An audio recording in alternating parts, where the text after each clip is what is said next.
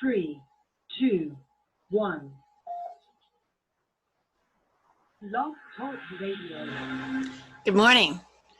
This is your host, Dr. Deb Carlin, and this is Blog Talk Radio, where we do the K Factor. And the K Factor is where K equals kindness, and the factors are all the things that lead to it. I recently, about a week or so ago, launched a new program lineup. So instead of doing the K Factor occasionally and having a guest on intermittently, I actually have a theme for each day of the week. And I am in the midst of lining up my co-hosts, people that I have strategically chosen because they have a presence and a following that would really appreciate this platform for another way to learn, to open up their mind and their heart to another perspective, and to feel replenishment. Now, what is more kind than offering people an avenue for replenishment? Now, how I came up with this idea is for my own sanity, my own psyche, my own well-being in the midst of where we're at in the year 2020. And some people are going to say, oh, you should keep every episode evergreen and never date it at all. Make your content timeless. Well, I agree with that a lot of the time, but in this case, I feel a sincere sense of urgency ever since January, when things in the world took a dramatic shift. And now here in July of 2020, more than halfway through the year, we're still experiencing it.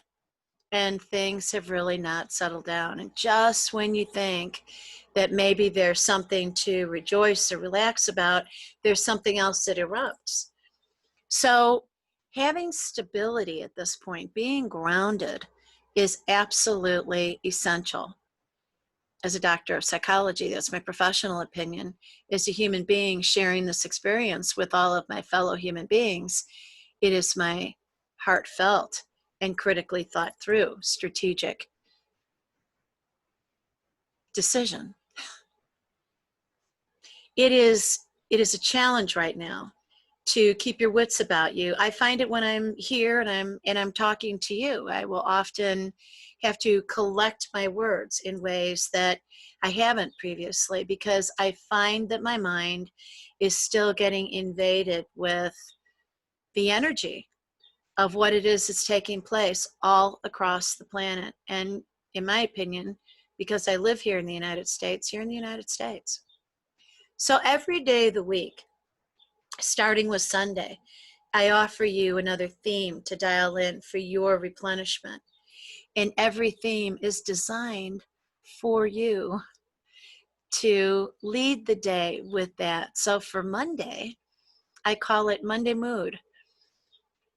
Do you know that when we're in our normal work routine, and a little bit now, although I haven't looked at the research to see if we've accumulated any data for moods on Mondays in the midst of 2020, but historically, Monday was the day that was the predominant day for people to have coronary events, heart attacks. Why? Because of the stress associated with returning to the workplace after having a weekend off. You know, Friday, you're gearing up for your weekend. By the time Saturday hits, you're thinking, yahoo, wow, this is it. And then Sunday, you're unwinding. So by the time you come to Monday, the anticipation of it starts on Sunday evening as you're anticipating what you got to get into on Monday. Well, your mind dictates what happens to you physiologically. So your mood influences not just your attitude, but how you feel. And we all know this. We all have had the experience of making ourselves literally sick. You know it. I know it. We can give ourselves a headache, a backache, a stomach ache, joint aches, body aches, And we can make ourselves so sick we can't even believe it. Sometimes we can make ourselves so sick we have to go and lay down. And by the way, that's a really good remedy, to go take a nap if you're really trapped in a mood. But there's other options too. One is to change your physical state and to get up and to dance and to sing and to move. Research has demonstrated very clearly a very positive correlation between motion and singing and dancing and lightening up physically and lifting your mood, breaking through depression. Major studies on depression have demonstrated this very clearly. And isn't that great news? But here's the trick. You have to be able to lift yourself out of it sufficiently so that you actually engage in it. And when you're feeling either angry or bummed out or anxious, whatever it is, it's hard to grab yourself and move yourself through so that you're engaging in these things that are actually going to turn your mood. But if we set it out there as an intention, like I have with Monday Moods, you can anticipate coming here, viewing or listening, because Blog Talk Radio I am now doing as a video on Zoom and then uploading it to the YouTube channel that's dedicated to a playlist for each day of the week. Now let me ask you a question. When you think about your mood, does it occur to you that the way in which you have slept the night before is going to influence the way that you arise? Because it's absolutely accurate. So when you get ready to go to bed on Sunday, walk into your bedroom and really contemplate. I'm inviting you to do this. Really contemplate your sleeping arrangement. Is that room comfortable in every way? Is the temperature going to be good? I love to sleep in a relatively cool space because I like to snuggle into my blankets. But whatever it is that really works for you, we all know what works for us. I mean, really and truly, we really know what works for us. So evaluate that and evaluate the comfort of your bed and the sheets and the blankets and the pillows and your sleeping wear or having no wear at all.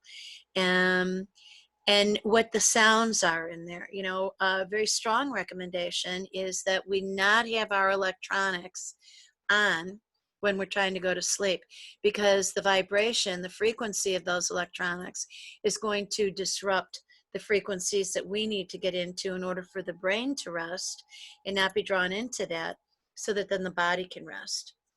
And you know what happens during the night is, as we are sleeping, our body is going into disposal mode so that we are able to get rid of toxins in our body and rinse our body of the toxins that have accumulated during the day. So when you get up in the morning, you're ready to void. Go into the bathroom and do what you need to do. It's really healthy. And when you do that, and by the way, it's a great way to start the day. And the less aroma that is in there, the more pure you are, because you've been really diluting the toxins that are in your system and coming out pretty clean. Very first thing to influence your mood in the morning is that. Get up and void, and then start rehydrating, drinking your water. Brush your teeth, wash your face, take a shower, whatever it is that you need to do. If you get up and you go exercise first, just be sure that you're hydrating, because what we want to do is we want to load all of our cells with water again, so that we give ourselves an opportunity to get everything in motion and really start working our body healthfully from the very get-go. Another thing for the Monday mood, for every day, but to get your week off to a good start, it's a kickstart, right, for the week. And I'm not a typical Monday through Friday worker. I work most days. I'm really proud of myself because I have started taking Sundays as a refuge for myself and pretty much staying off the electronics and just floating and relieving my mind in a more natural way, as opposed to engaging in all this electronic activity. But one of the things to do is to set your day into motion and to think about, okay, how is it that I want to proceed through the day here so that I can influence my week? Well, the hydration, yes. The movement, absolutely. The exercise, yes. And there's programs that I'm going to introduce to you that you can look into that are wonderful, that are things that I engage in. And as I screen them and find them to be credible, I share them with my audiences. Nutrition is incredibly important because nutrition is our fuel. We want it to be palatable. So it's really about what our mouth craves, what our eyes desire. So there's a whole visceral, sensual experience of how we nutrify, what our selections are. So when you wake up in the morning, make sure that what you're nutrifying with is something that not only is going to help your mood because you crave it and so you're giving it to yourself, but make sure it's really healthy. Don't get up and eat garbage. I mean, seriously, no junk food. And haven't you heard that processed foods are really not your friend? We want to eat as clean as possible. I notice that when I do something as innocent as putting sugar in my coffee, and there are times I do because a good cup of coffee with heavy cream in it and a teaspoon of turbinado raw sugar, it's got kind of a caramely taste. Well, I can get away with it for a couple days. It's not really helping me in terms of wanting to be trim and slender, but it just tastes so good and it influences my mood. So I'm willing to take the risk. But if I do that for about 3 days in a row, it really influences my mood in a negative way. And it also, I'll see a little pimple or something on my face. And I think, okay, all right, great, thank you. That's enough. My body doesn't want any more of that. I beat myself up a little bit and then I turn my mood around by saying, stop. I don't need to do that. I've had recognition.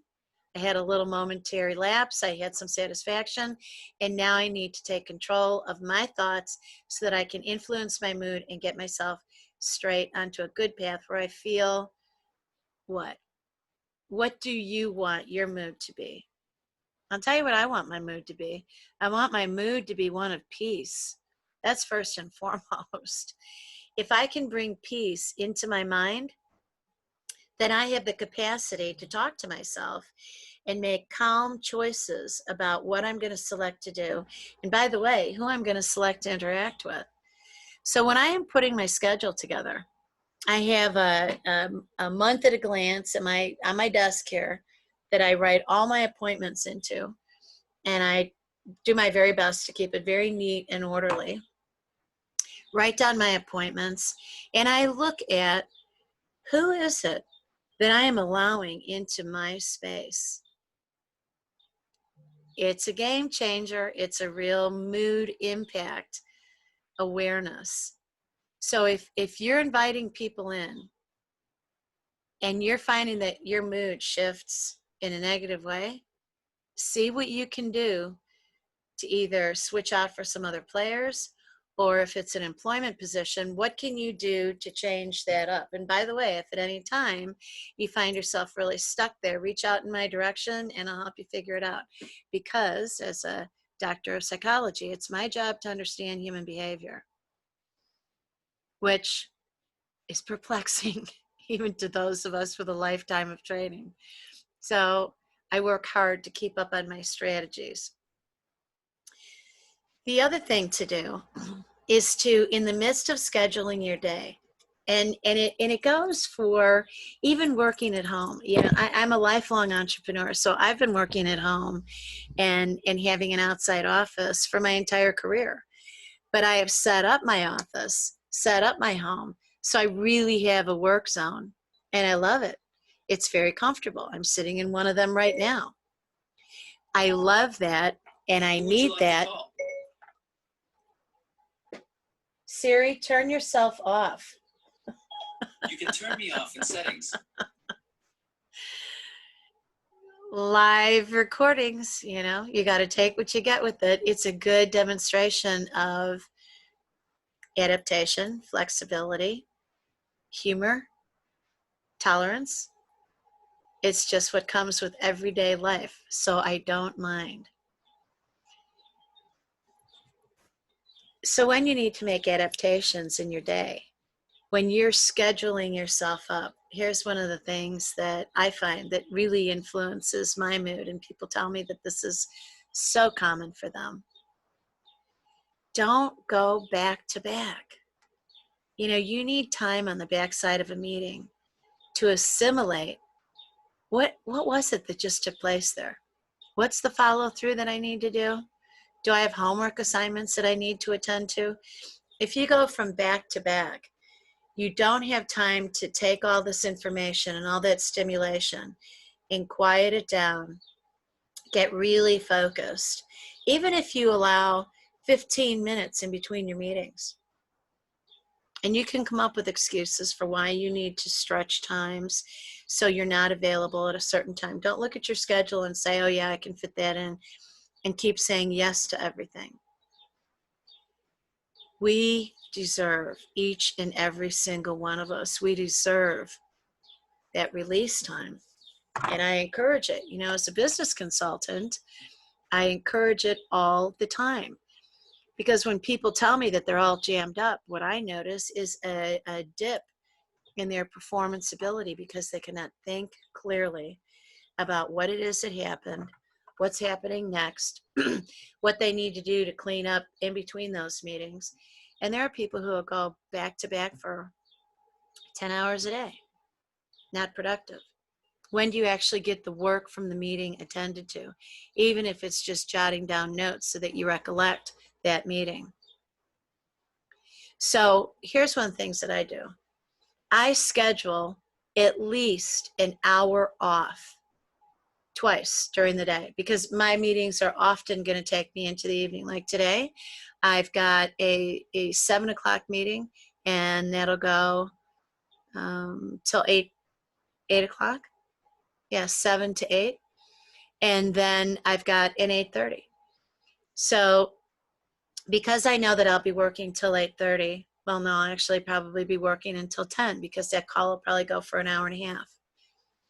I schedule things in the midst of my day. So I'm gonna stop for a lunch at about 1 o'clock, and I'm gonna leave here and I'm gonna go out.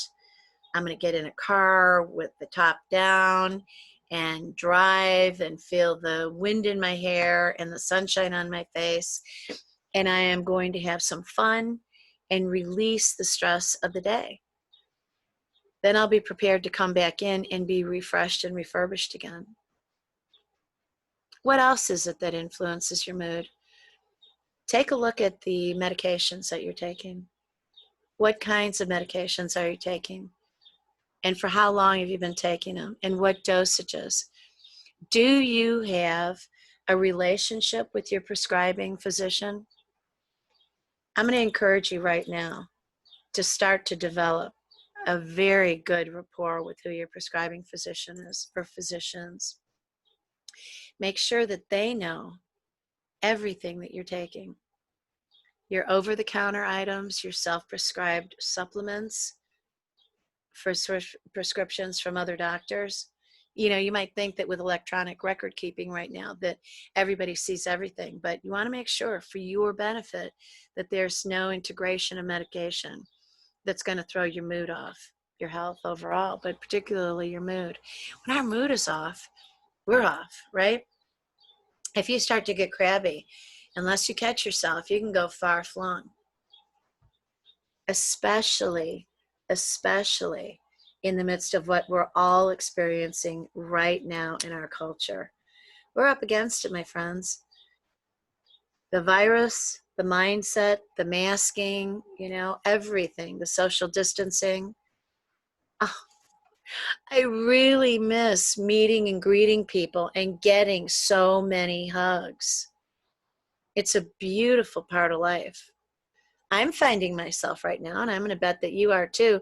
I'm not paranoid about this virus. I am my immune system is strong. I am healthy. I know my resistances. However, I'm not cavalier. I'm not foolish. But I do social distancing. I mask when I am within 6 feet of people. If I have to walk into a store, I respect and put the thing on to be able to go in there to move around. Take it off as I'm walking through the parking lot so I can breathe fresh air again, which is very healthy. But as you're doing all that, it's really important to stop and think about what are you doing that's in influencing, see, there it goes again, influencing your mood. Having to put that mask on influences my mood every time I put it on because I'm disturbed by the whole issue of a virus that has put such a major league clampdown and shift in our culture. It's ruining relationships. People are arguing about it on social media, in person, in families.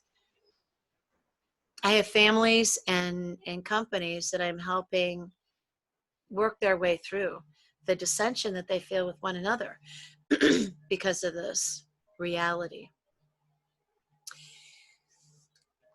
So what do? Let's look at the ways in which we can nutrify, balance our schedule, move our bodies, get really good sleep. And then what are a few other things? Take breaks. How about this? How about in the midst of taking breaks, we also look for genteel relief. What's your favorite music? How about comedic? Movies? Something that you really like to read? You know, we're here on the computers so much. Picking up a book and actually reading pages from a book is, for me, so healing. And as a matter of fact, I talked about this over the last couple episodes. I don't know if you see this backwards or straightforward, but it's 365 Days of Richer Living by Ernest Holmes, and it's fabulous. And I read this a lot. So as a matter of fact, what I read for today being July 20th, was really lovely. And it's called, listen to this, you like this, I Forgive. I have blotted out as a thick cloud thy transgression. For behold, I create new heavens and a new earth, and the former shall not be remembered nor come into mind. Now, isn't that lovely? I really like that. So in terms of forgiveness, that's a real mood influencer. We know that intuitively, we know it from science, we know it from our experiences, others onto us and us with others. And how about us with our own selves, the act of forgiving? So listen to this. I'm going to read you a couple paragraphs. Whatever the mistakes of yesterday may have been, today is a new creation. Turning from the errors of the past and no longer carrying with us the sorrows and mistakes of yesterday, today we may enter into a new experience. But it is only when we forgive everyone that we may feel certain that the weight of condemnation is lifted from our own consciousness. We should refuse to carry the negations of yesterday into the positive atmosphere of today. For today, the world is made new in our experience. When we criticize another person, we are apt to become involved in his psychological reactions. This does not help the person we censure, but draws us into the confusion which we are observing. We must recognize that each person is a law unto himself within the cosmic law. Each person has the right to his own ideas and beliefs. We cannot understand a person's actions until we know the beliefs which are motivating them. Only from the inner self can motives be explained. Now, we all know that, and let me tell you, doing the work that I do with the training, the credentials, and the titling that I have, when I ask people how they're doing, they take it so personally. What do you mean by that? Don't go too deep. We're all deep. And when we play superficial, it really doesn't wash because we are oceans deep. So the author also says, today I loose all condemnation. I judge not, and I am judged only by the law of good. There is no animosity, no criticism, no hatred. I shall behold the face of love, of beauty, and of peace in everyone I meet. I know that every right motive has the blessing of the Spirit, and that there is nothing that opposes this blessing or denies divine givingness. So tell me, friend, how's your mood? As you think about that, as you allow that to penetrate your mind and move down into your heart, and allow yourself to be enveloped by that line of thinking. Tell you what, for me, it lifts a huge weight off of my shoulders, because my desire every day, as I said a little while ago, is for peace. And if I'm carrying garbage, it's really hard to sift through it to find the peace. If I just drop the bags off my shoulders, I feel so much better. So on that note, I am going to wish you a zippity-doo-dah, zippity-yay, wonderful feeling, wonderful day. Have a fabulous day. Take good care of yourself. Love who you are. And remember, look into your eyes. They are the window to your soul. And see everything that you are. Because it's all good. It's all good. And anything we don't like or we have hesitation about, boom, we can shift it. This is your host, Dr. Deb Carlin, signing off for now and wishing you the very best for the day. Peace out.